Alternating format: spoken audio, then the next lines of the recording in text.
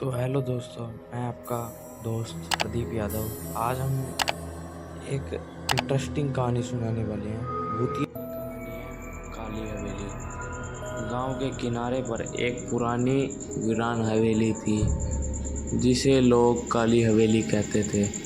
बुजुर्गों का कहना था कि वहाँ कोई आत्मा वास करती है। रात के समय वहाँ से अजीब अजीब आवाज़ें आती थी, कभी किसी के रोने की, कभी हंसने की और कभी भारी सांसों की।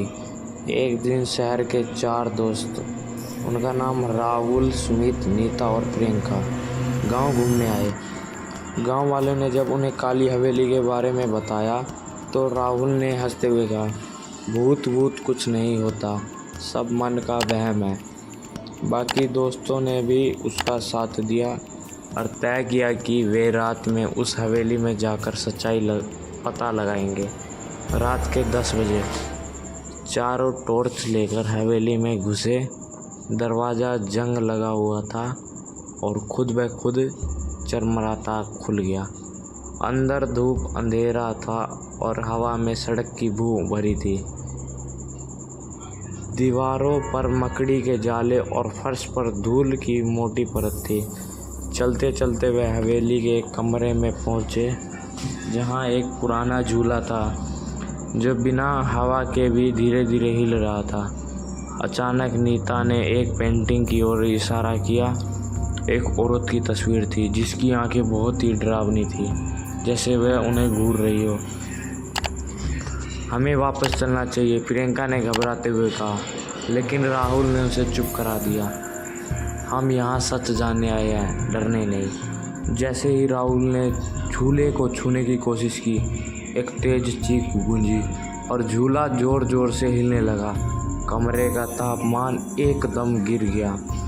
चारों घबरा गए और दौड़ते हुए बाहर की ओर भागे, पर दरवाज़ा अपने आप बंद हो गया।